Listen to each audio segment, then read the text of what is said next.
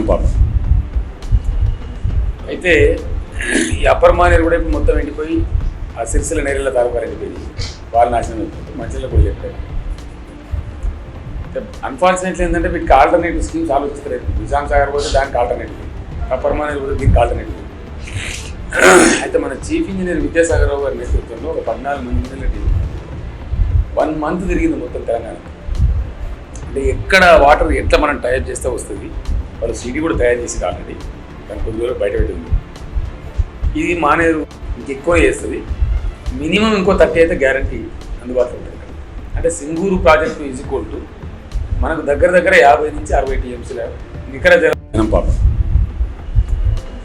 అయితే ఈ అప్పర్ మానేరు కూడా ఇప్పుడు మొత్తం ఎండిపోయి ఆ సిరిసిల్ల నేరెళ్ళ తాలూకాలు ఎండిపోయి వాళ్ళు నాశనం అయిపోతుంది. మంచిలో కూడా చెప్పారు.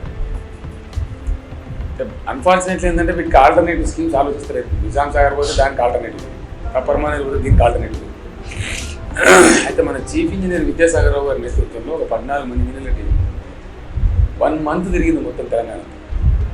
అంటే ఎక్కడ వాటర్ ఎట్లా మనం టైప్ చేస్తే వస్తుంది, వాళ్ళు సిటీ కూడా తయారు చేసి ఆల్రెడీ దాని కొద్ది రోజులు బయట పెట్టింది.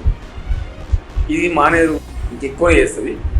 మినిమం ఇంకో 30 అయితే గ్యారంటీ అందుబాటులో ఉంటుంది. అంటే Singur project is equal to మనకు దగ్గర 50 నుంచి 60 టీఎంసీల నికర జలం.